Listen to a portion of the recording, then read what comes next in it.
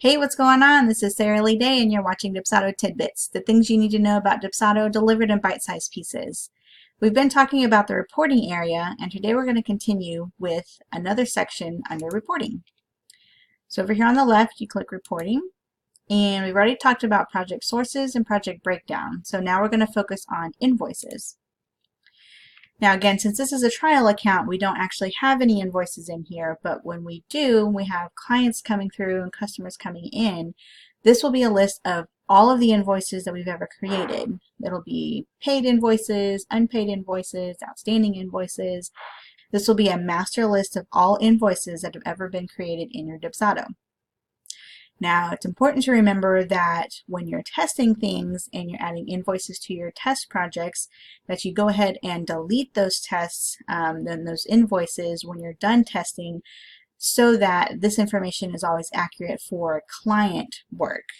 This will also affect the financial information on your main dashboard.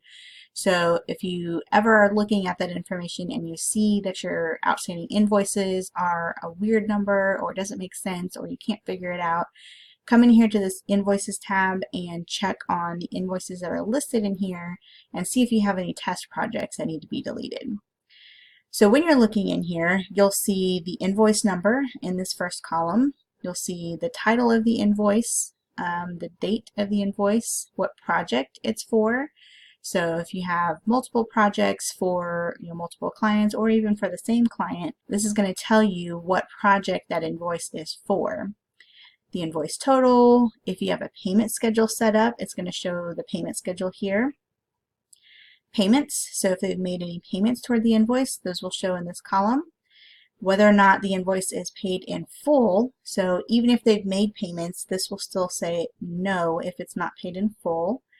And then additional actions are going to be to delete the invoice if you need to delete one. This is where you would do that in this actions column.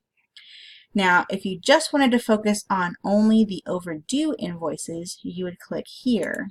And this will show you the same information, but only for invoices that have a payment schedule and who have not paid their invoice by their due date. This will show all of those overdue invoices here. Now, back in the Invoices tab, you also have this Export as CSV button. So if you wanted to get a full list of all of your invoices, you can click this button and it will export a list of all of those invoices in a CSV version.